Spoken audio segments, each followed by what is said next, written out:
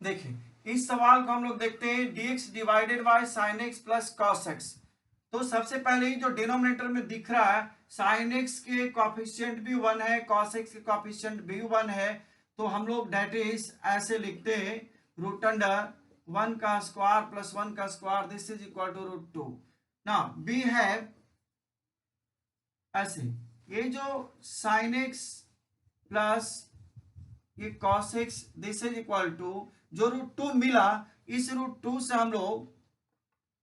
ऐसे मल्टीप्लाई और डिवाइड भी करेंगे, this into sine x plus ये 1 बाय रूट 2 ये cos x। अब इसके बाद ये जो रूट 2 मिला,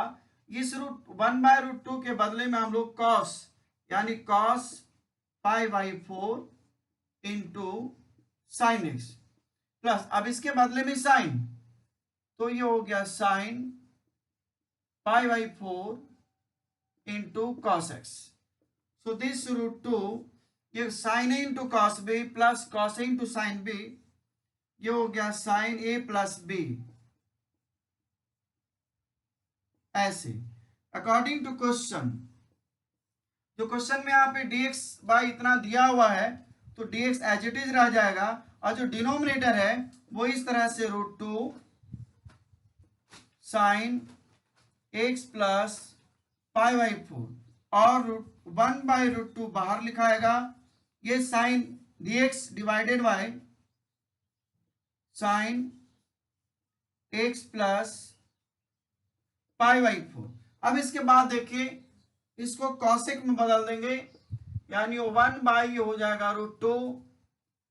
cosec x plus pi by 4,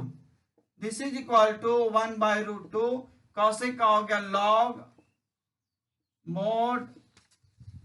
tan x by 2, x by 2 का मतलब हो गया x plus pi by 4 by 2 plus c, this is equal to 1 by 2 log mod tan x by 2 plus pi by 8 plus c। तो ये मिल गया answer इस question का। इसी तरह से दूसरा सवाल यदि हम लोग देखें, दूसरा सवाल हम लोग देखें तो दूसरे सवाल में देखिए इस तरह से ये root 3 sine x plus cos x, that is ये जो रूट 3 है, रूट 3 का स्क्वायर प्लस 1 का स्क्वायर ये whole root, this is equal to 4, it means 2। ये जो 2 मिल गया इसके हिसाब से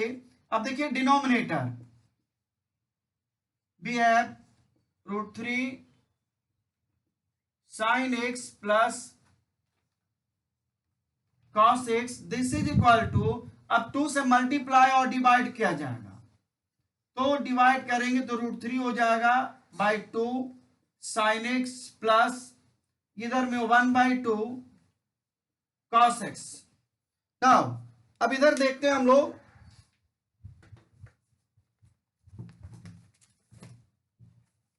इस तरफ अब देखते हैं, इस पहले सवाल को मिटाते।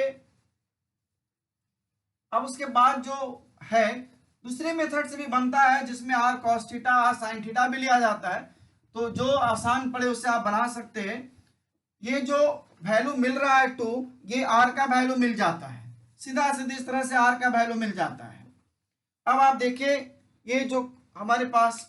जो रिजल्ट है उसको हम लोग लिख सकते हैं, ये 2 ये मिल गया root 3 by 2 sine x plus 1 by 2 cos x. So according to question, ये जो क्वेश्चन हमारे पास है अब ये हो गया dx और ये हो गया 2 root 3 by 2 sine x plus 1 by 2 cos x. So ये 1 बाई 2 बाहर हो जाएगा और ये dx बाई ये आ गया root 3 by 2 sine x plus 1 by 2 cos x. अब देखिए इस रूट 3 बाई 2 को साइन भी लिख सकते हैं, कॉस भी लिख सकते हैं, क्योंकि साइन लिखे तो sine A into sine B plus cos A into cos B होगा। लेकिन मान लीजिए अब इसको हम कॉस लिखते हैं तो sine A into cos B plus cos A into sine B, जिसपे हम लोग लिख सकते हैं इसको। तो √3/2 को यदि हम लोग कॉस लिखेंगे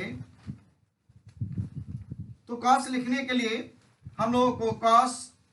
ये π/6 इंटू साइन एक्स प्लस, अब इसको साइन में लिखेंगे 1/2 को, तो साइन π/6 इंटू कॉस एक्स, तो ये हो गया 1/2, और इसको sine A into cos B plus cos A into sine B, ये हो गया साइन ए प्लस बी।